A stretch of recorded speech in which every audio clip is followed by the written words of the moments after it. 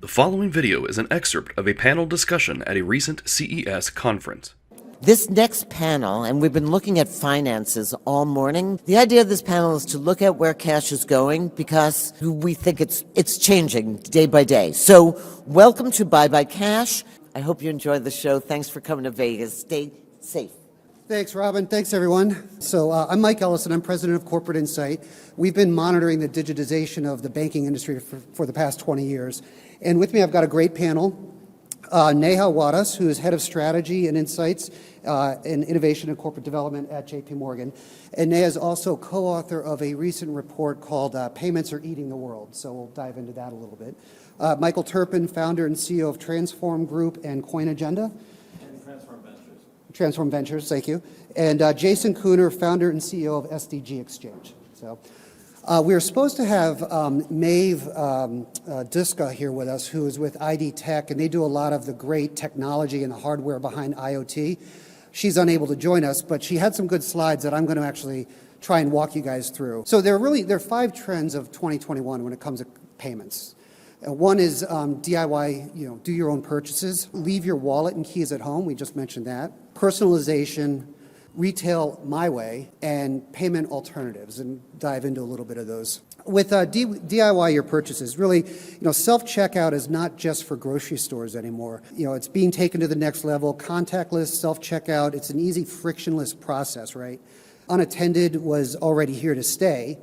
And then COVID got a COVID boost. Contactless payment market expected to grow to more than $100 billion by 2026. Current market value is $40 billion in 2021. There are also, obviously, digital wallets. Apple added digital ID and keys to the wallet. Last summer, they introduced the digital car key. BMW was the first to add its key to it. iPhone can also be used to unlock a user's home, office, or even hotel room. The TSA is working to enable airport security checkpoints as the first place consumers can use their digital identity card in wallet. And later this year, customers in participating states in the U.S. Will be able to add their driver's license or state IDs to wallets. That's exciting. And in Europe, we're seeing vaccine passports added to phones and wallets. On the personalization side of things, consumers want hyper-personalized experiences. They want to be seen as individuals and receive unique service and recommendations. Companies need to prioritize personalization efforts to truly get to know their customers. The most successful brands use data in real time to adjust the experience to a customer's exact needs. So things like loyalty programs, AI, AR, omni-channel, omni-commerce, beacon technology, contextual ads. 71% statistic came from article. And that's consumers feel frustrated when shopping experience is impersonal. Retail my way, or they want to order anything from anywhere with anything. Order by app, by tweet, by virtual assistant, order via smartwatch, order with emojis. Domino's actually did this with pizza emojis, so some interesting uses there. Pick up or deliver anywhere, retail my way. In-store to lockers, curbside, directly to your home or the beach, all verticals, not just food, but in furniture, food, medicine, and so forth. And then finally, payment alternatives. Bitcoin and cryptocurrency offers payment security, identity validation, no chargebacks. Samsung Pay, Apple Pay, Google Pay, obviously a lot going on there. And then voice-activated payments, fingerprints, facial recognition. So 62% of consumers prefer making in-store purchases with digital or contactless payments. 16% of consumers will revert to their old methods of post-COVID. So with that, let's head to the panel. Let me open by just kind of asking a question. What are the biggest drivers right now, drivers of growth in contactless payments? So now you guys are obviously in a unique perch here. So, absolutely, and thank you so much for having me here. It's such a pleasure, and thanks everyone for showing up in person.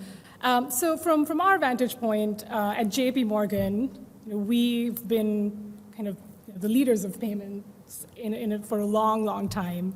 And what we've now seen is that what used to be a very sleepy industry has now become the sexiest part of financial services, right? And which is why my boss and mentor, Jeremy Balkin, who couldn't be here today, we wrote a report called Payments Are Eating the World. Right, so if the last decade was about software eating the world, we really do feel and see that today payments are eating the world. And why do we say that? Right, we say that because payments have fundamentally transformed every aspect of life.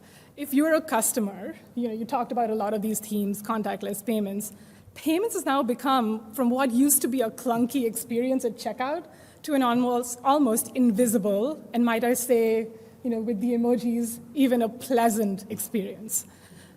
If you're a business, you're in the payments business, right? If you're a merchant, you're in the payments business. If you're a platform, you are essentially in the payments business. Because guess what? Without payments, without digital payments, you're not going to be able to be the platform that can broker, those transactions between the two sides of the platform. So I think there's a lot in our report. What we've highlighted is that really we're at this singularity moment where several trends have now converged. And I think that the three sort of key trends are around connectivity, right? In the next few years, 91% of the population will have a smartphone. Right? We've had data, right? AWS came on the scene a decade ago and is now you're seeing like record institutional adoption. And the third is trust. And then, my esteemed panelists have been in the space of disrupting, where banks used to be the paradigm for trust in society and still are, but that there are alternatives to establishing trust algorithmically. And so I think the convergence of those three, plus COVID, which, pandemics have a way of accelerating things, and we're seeing that now again. And BCG has predicted that $5 trillion of retail sales are moving online due to COVID and are here to stay. Well, thank you. Thanks, everyone. I hope you enjoyed it, and have a good rest of CES.